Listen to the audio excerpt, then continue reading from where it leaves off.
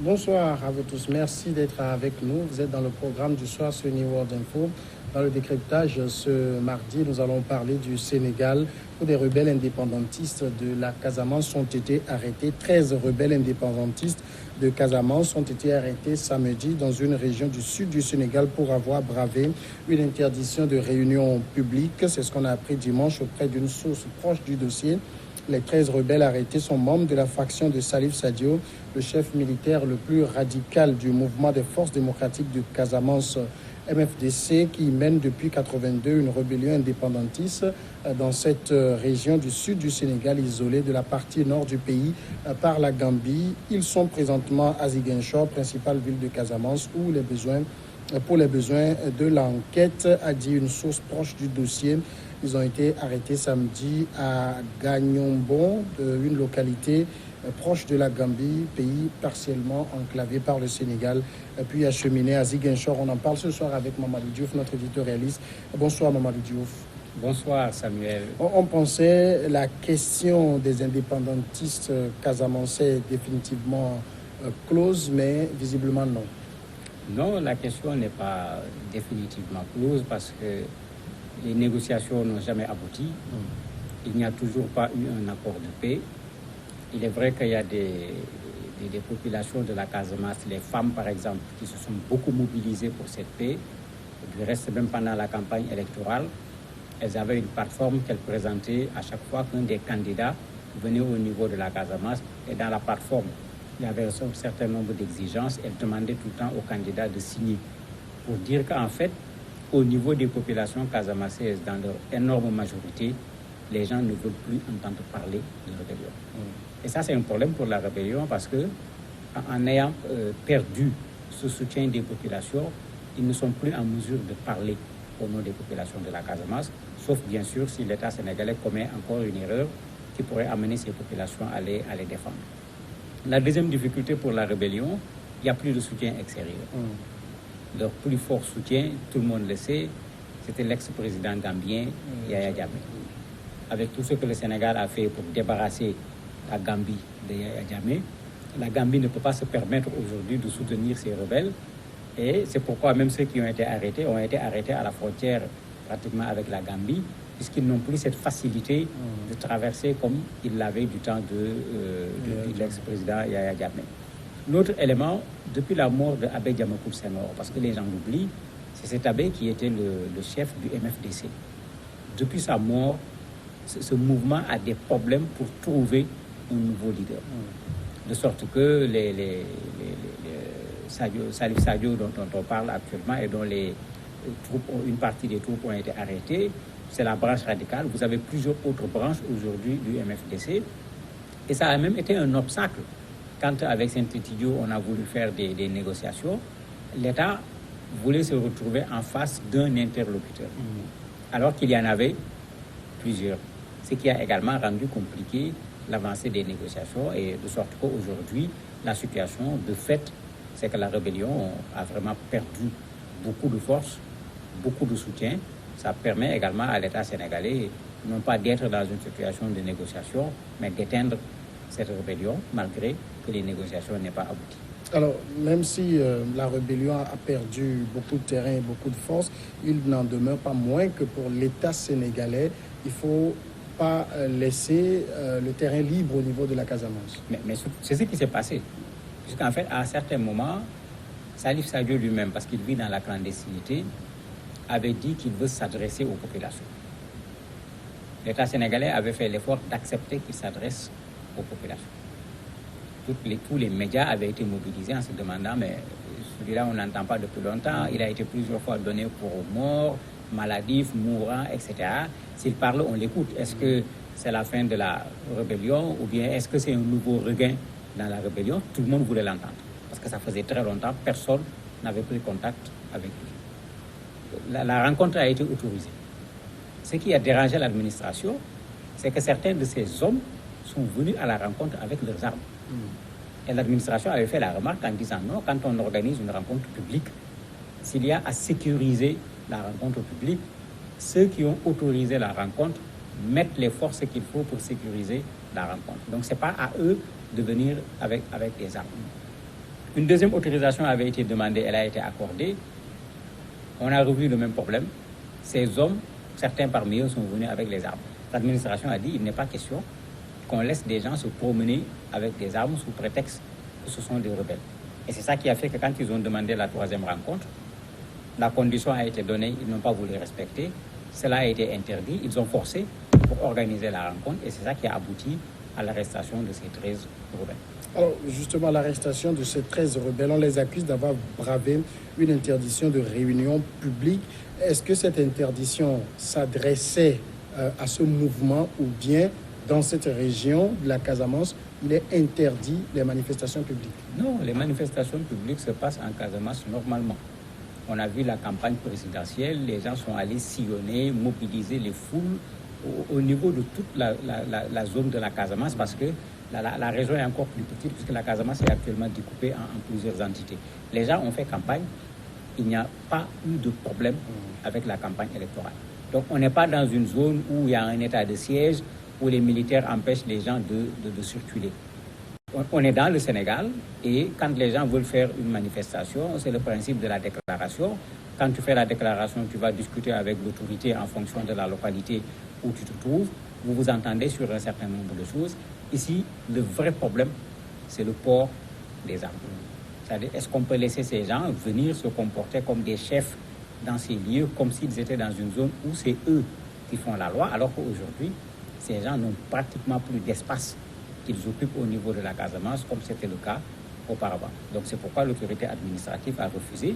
Certainement également, on ne veut pas donner l'occasion à la rébellion, à travers des réunions de ce genre, de pouvoir essayer de remobiliser encore ses troupes pour redonner du fil à retordre à l'armée du Sénégal. Raison pour laquelle, certainement, dans l'interdiction, il se cache un tel intérêt pour l'État du Sénégal. Si les gens-là veulent se réveiller encore, autant les empêcher de se réveiller. Alors, pourquoi ces rebelles, eux, avaient souhaité manifester? En fait, Salif Sadio se plaint parce que quand Saint-Étidio a organisé les négociations, à l'époque, il y avait encore les mouvements rebelles qui étaient là, qui avaient quand même une certaine capacité. Mais le travail d'intellectuels de la zone, le travail de personnalités politiques, le travail de la société civile, le travail des femmes de la Casamance a vraiment coupé l'herbe sous les pieds des chefs rebelles. Pour donner un exemple, les femmes de la Casamance sont allées voir le gouverneur de la région pour demander l'autorisation d'aller à l'intérieur de la forêt et de retirer leurs enfants qui sont entre les mains des rebelles. Pour dire que ce n'était pas des propos, des déclarations, des textes qu'on faisait, mais c'était des actes de bravoure que les femmes ont posés parce qu'on est dans une zone où la femme, dans le système traditionnel, joue un rôle extrêmement important. Et elles ont usé de cela pour jouer ce rôle-là. De sorte que pendant que les rebelles étaient en train de vouloir gagner des choses au niveau de la négociation, sur le terrain, les rebelles perdaient du terrain. Bon, c'est comme si l'État sénégalais l'a compris et l'État sénégalais s'est montré de moins en moins enclin à aller à une négociation, à négocier avec des gens qui, de plus en plus, ne représentaient pratiquement pas grand-chose, sauf bien sûr un danger qui est toujours là. Quelqu'un qui porte des armes peut toujours attaquer une voiture, s'attaquer à des civils. Et ils l'ont fait de temps à autre, mais la réplique de l'armée sénégalaise a été à la hauteur à chaque fois des attaques. Donc c'est ça qui fait qu'il se plaint en disant qu'il faut qu'on retourne à la négociation de Saint-Étidio, alors qu'aujourd'hui, les conditions de terrain ont tellement changé que l'État est de moins en moins enclin à retourner à ces négociations. Alors, il y a tellement eu de rebondissements dans cette affaire Casamance qu'on se perd aujourd'hui. Qu'est-ce qui est à l'origine de cette rébellion? En fait, en 82, la rébellion est partie plus d'une erreur que l'on voit souvent dans nos pays sur la répression d'une manifestation que d'autres choses. Parce qu'au départ, c'est le professeur Ousmane Seck, un professeur d'université, qui est de la zone et qui se plaignait, puisque comme beaucoup de pays africains l'ont fait, à l'indépendance, le pays se réduisait à la capitale. Et plusieurs dizaines d'années après, tout était au niveau de la capitale. Au départ, c'était plutôt une revendication de justice sociale. Nous faisons partie du Sénégal. Si cela est vrai, il faut que quand on développe le Sénégal, qu'on s'occupe de toutes les parties du Sénégal. Après, il s'y est ajouté un relent identitaire parce que c'est une zone où ils ne sont même pas majoritaires. On retrouve les Diola, qui sont différents des Djoula que les gens connaissent au Mali et au niveau de la Côte d'Ivoire. C'est ces populations qui sont un peu, j'allais dire, les populations qui marquent cette zone, bien qu'elles ne sont pas les seules populations de cette zone. Ces gens-là également se sont sentis un peu mis à l'écart par rapport à l'État du Sénégal, par rapport à ceci, ce qui n'était d'ailleurs pas vrai, parce que le médiateur actuel des négociations au Sénégal vient du Sud, et il a été ministre depuis fort longtemps au niveau du gouvernement du président Abdou Diouf en particulier. Donc, on a mélangé ces deux choses. Lors d'une manifestation qui avait été organisée, l'État a réprimé, il y a eu des morts. Et ces morts ont amené les gens à vouloir soutenir leurs frères, leurs cousins qui ont été tués. La rébellion a flirté sur cette affaire-là pendant un temps, jusqu'à ce qu'on aboutisse à une revendication pour l'indépendance, qui avait été documentée d'ailleurs par Abed Diamacoune dont je parlais, en disant que non, dans les accords signés par les Français, il y avait un autre accord signé par les Portugais. La Casamance n'était pas considérée comme une colonie faisant partie du Sénégal, elle était une colonie à part.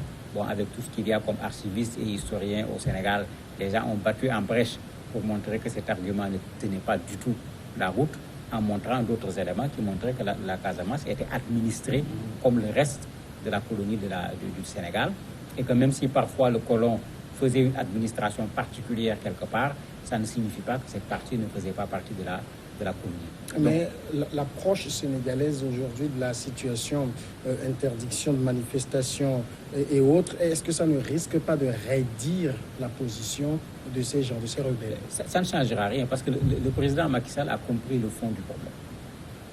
Avant lui, le président Wade l'avait compris vers la fin de son mandat, parce que le président Wade s'était mis à nommer ce qu'on appelait des monsieur Casamance qui ne parvenaient pas à régler le problème, parce qu'il y avait des valises, il y avait des enjeux d'argent. Le président Macky Sall, lui, allait régler les problèmes des populations. Et c'est ça qui fait que de plus en plus, cet aspect qui avait été soulevé au départ, cette Casamance abandonnée, il devient de plus en plus difficile de soulever cela. Parce qu'autour du président de la République, il y a des gens de cette zone. Et dans les actes que le président de la République a posés pendant son premier mandat, parce que ça, c'est la particularité du président Macky Sall, il ne s'est pas occupé de la capitale seulement, il s'est occupé de tout le Sénégal, y compris la Casamance. Et ça fait partie de ce qui fait que même certains intellectuels qui, à un certain moment, ne défendaient pas la lutte armée, mais défendaient le fait que cette zone est une zone dont on s'occupe moins par rapport à d'autres zones du Sénégal, ont finalement déposé leur plume également pour dire effectivement, allons dans le sens d'une négociation, allons dans le sens de mettre fin à cette guerre, et au lieu de s'occuper de la guerre, occupons-nous plutôt du développement de la Casamance. D'ailleurs, lors des dernières élections, le Sonko dont on parle, il est originaire de la Casamance. Il y a un autre également qui avait été candidat, mais qui a été recalé à cause des parrainages, l'architecte Atepa. Il est également originaire du Sud. Et est-ce qu'on est sûr, en tout cas, est-ce que l'État sénégalais est sûr aujourd'hui que ces rebelles, s'ils montrent autant de velléité de revenir au devant de la scène, ne sont pas quelque part en train de se réarmer? Ça va être difficile, parce que l'espace est occupé. L'armée sénégalaise est toujours là-bas. Les données ont changé légèrement, puisque pendant un temps, même le gouverneur de la Casamance, c'est un militaire qu'on nommait gouverneur de la Casamance pour montrer que la zone, à l'époque, était encore dans une situation où le conflit était là. Aujourd'hui, si les rebelles veulent se lever à nouveau, ils auront l'État sénégalais en face d'eux. Ils n'ont pas de base arrière. Parce que même la Guinée-Bissau, qui les soutenait, ne fait plus grand-chose. Les Sénégalais sont là-bas également à travers les forces de la CEDEAO.